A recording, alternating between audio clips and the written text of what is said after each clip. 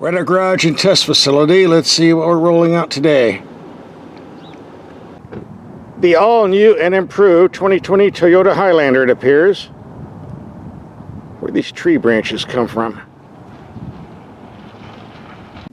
By the way, we also tested and did a video on the new 2020 Toyota Sequoia TRD.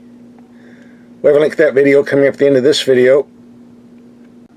And we also tested one of my favorites, the new Kia Telluride.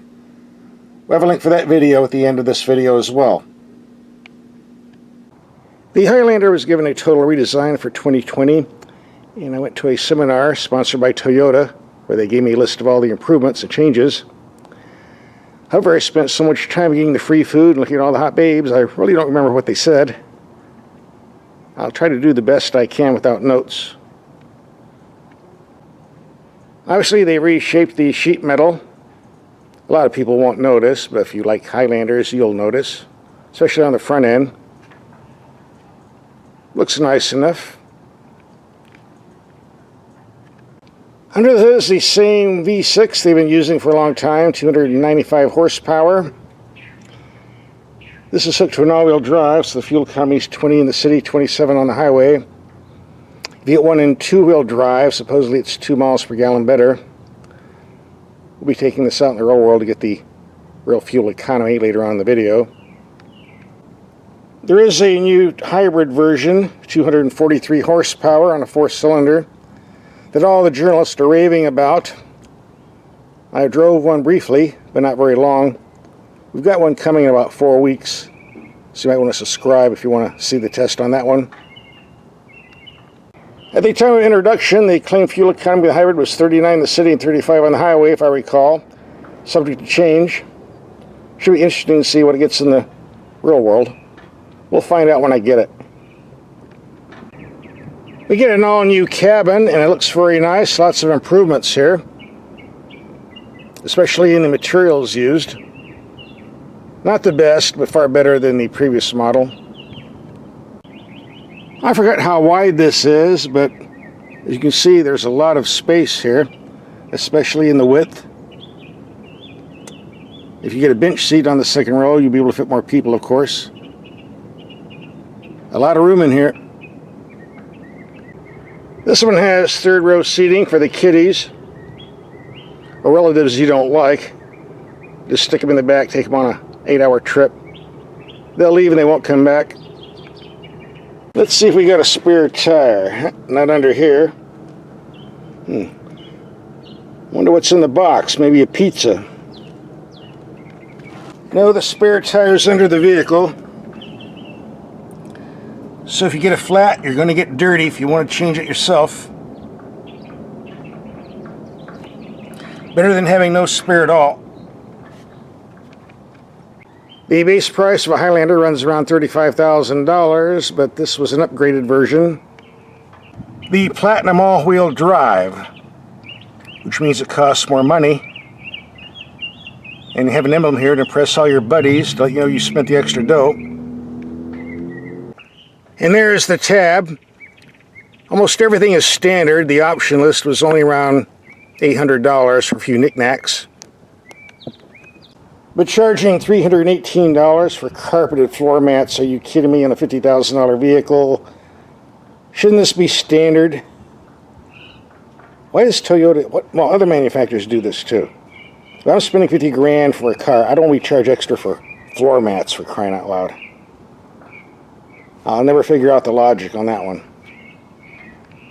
In case you're wondering what that is, no, it's not cat poop, it's chewing gum that someone spit out on the street. Isn't that nice?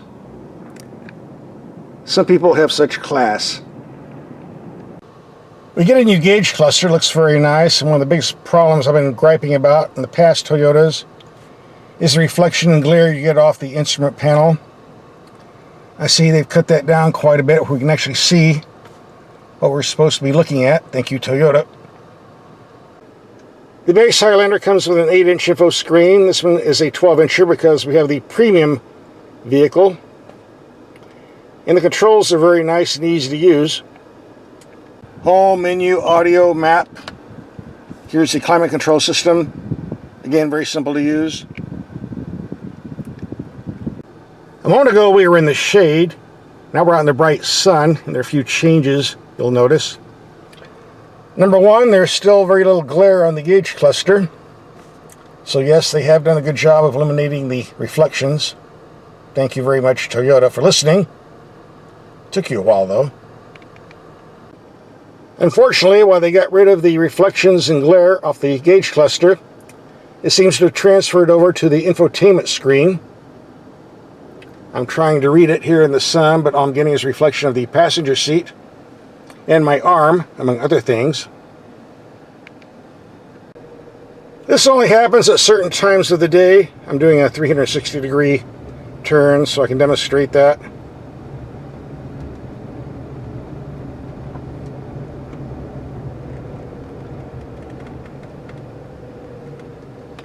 But it will pop up sometime during your driving experience. Get used to it. Another thing I didn't like is this phone charger, which gets in the way of reaching down to get your personal stuff. It's called a universal phone charger, although apparently it doesn't fit some of the larger ones out there. Someone demonstrated to me. It's a $100 option. Okay, $99.99. This is something I would not want. You might want it though. The glove box has adequate room, but only if you take out that super thick owner's manual that you're unlikely to ever read. Put it back in the storage compartment with the tools and jack for the spare tire. The Highlander has a bunch of so-called safety gadgets, which is really nothing but a bunch of electronic junk for morons who can't drive. Fortunately, it can be disconnected, most of it anyway. Right now, everything's on.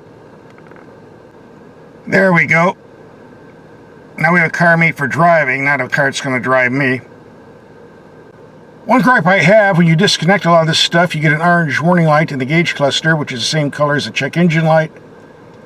This seems to be going out through the entire car industry. It'd be nice to have a different color. Orange and red means something serious. And turning these off isn't anything serious. It gets rather confusing when you're driving. You're looking down, oh, check engine light's on. No, it's not. One interesting feature is the RCTA. I've covered this in other videos. Apparently it reads road signs. So if you're doing a 65 to 55 zone, there's a warning that comes on somewhere. But even when this is on, I never get the warning on these vehicles. I'm not sure how it works. Doesn't matter, I turned it off anyway.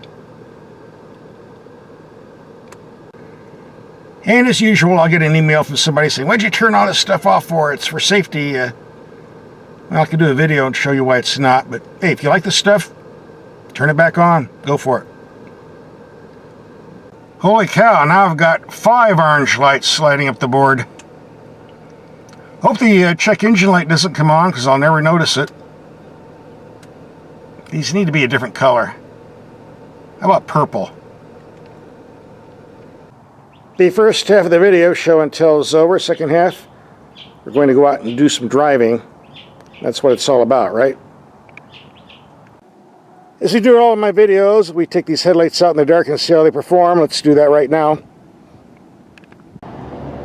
It's dark enough. Let's take these lights out and see what they do. If I can get them to come back on. Guess the automatic timer kicked in. That's better. And here's what the rear view camera looks like in the dark. Looks a lot better than what you're seeing on your end, because I've got a cheap camera here and it kind of makes things grainier than they really are. It's a good picture, trust me.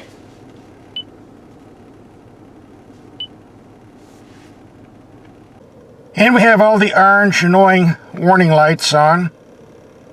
Again, same color as the check engine light, which is not a good idea. So this is what you're going to be looking at in the dark if you turn all this stuff off. And here we have the low beams only well 100 feet away, very bright, decent spread. High beams, definitely bright in the middle. And here we have the high beams only building 300 feet away. Lots of light hitting there. Go low beam. Doesn't quite reach out, but good enough. And I do notice the headlights swivel in the same direction the steering wheel is being turned. Comes in handy when you're taking tight corners, especially on mountain roads at night.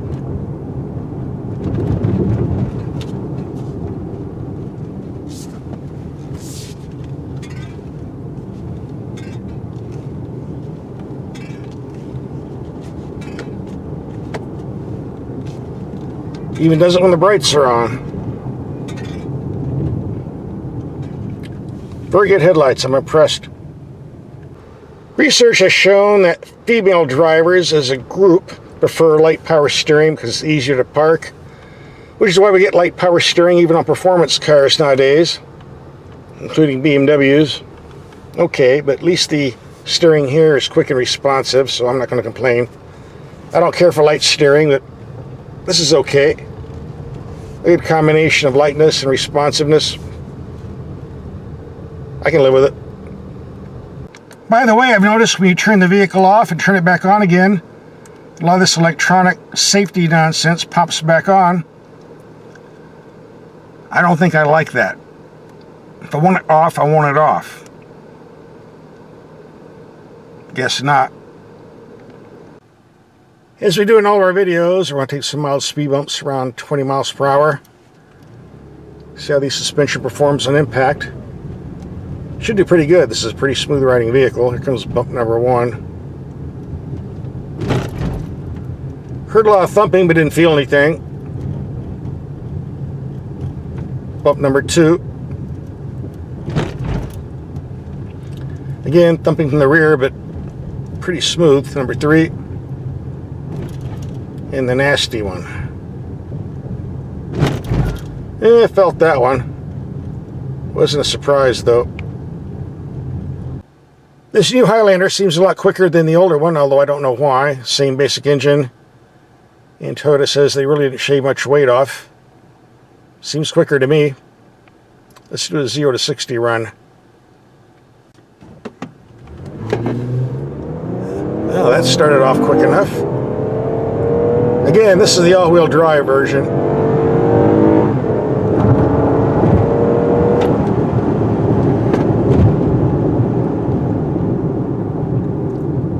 Nice brakes, by the way. By the way, this has the fuel saver engine start-stop, which cuts the engine off at stoplights to save fuel. It can be disconnected by pressing this. But in doing so, now I have another orange light to look at. 6 instead of 5. Really?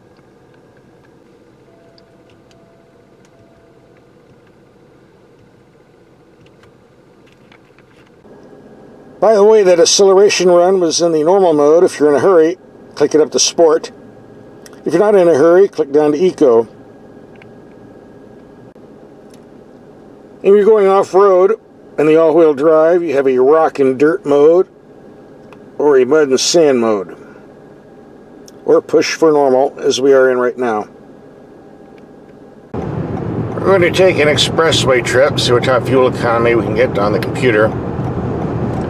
We'll be keeping it under 70 miles per hour. Well, there you go, 23.3 thus far.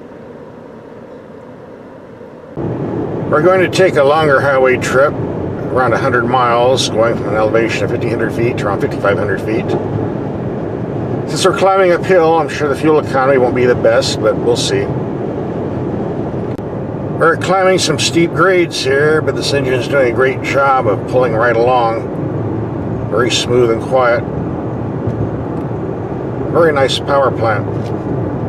Been proven over a long period of time. For the most part, the Highlander is a very quiet vehicle, but I've noticed on this particular one, we get on the freeway around 75 miles per hour. Got a lot of wind noise coming from the outside of the vehicle. I thought maybe the sunroof was open or a window cracked. After a lot of time and evaluation, we figured out it's the roof rack mounted on top of the vehicle, something that very few people will ever use. Well, this trip was a steep climb. We're at the end of the road. Let's pull over and see what the fuel economy says. 22.3 mpg for 103 miles. Not bad considering the steep climb we were doing.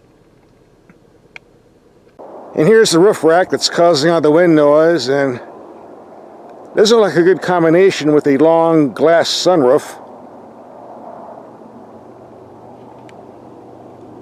With the solid roof, maybe. Glass sunroof, I don't think so. Most people would never use the roof rack anyway, so I guess it doesn't matter. And here's the interior look to give you an idea of how long that glass roof is. I don't think I'd be wanting to put luggage on top of that. Do you? And since I've got a list of gripes here, there's not much room in here for the left foot. My left shoe keeps rubbing up against this. I don't know what's in here, but it's very annoying.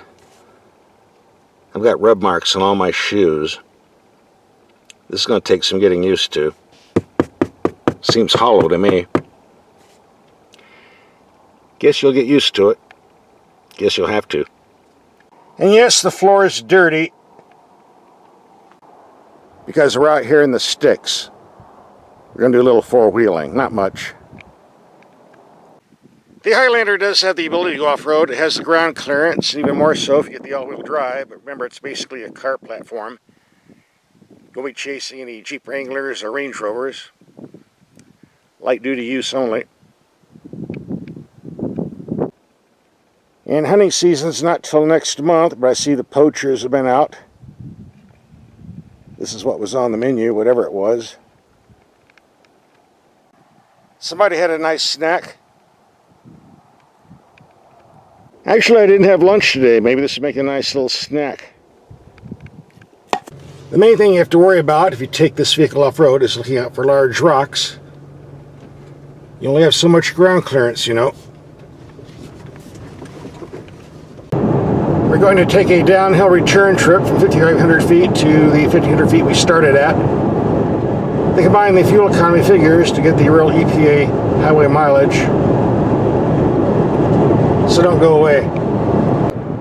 This glare on the info screen is getting to be very annoying. Not much you can do about it. Okay, 22.3 going uphill, 28.5 coming back downhill. That makes it just a hair over 25 miles to the gallon average for freeway driving. 25.3, I think. And that's close enough. I see a steak dinner in front of me. I shouldn't have said the word steak, it spooks them.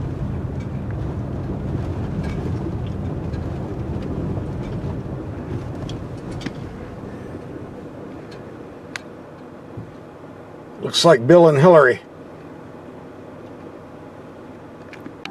So after a week of driving, what's my take on this new 2020 Toyota Highlander? Well, it's definitely better than the previous one, no doubt about that. They made a lot of improvements. Far more pleasant to drive, in most cases. But if this was mine, I'd make two changes. First of all, I'd get a hacksaw and chop that luggage rack off. All it does is make a lot of noise. Don't you agree? I think so. Then I would get a crowbar and pry off this phone charger, which is getting in my way, and I like to just rip it out, but Toyota would get upset if I brought it back with this missing. But I must point out the roof rack and the phone charger are options, so it's a lot easier just to order the vehicle without that stuff. So here's some links to the other vehicles we've driven and did videos on. Just click and watch. Gives you 3 videos to watch instead of 1.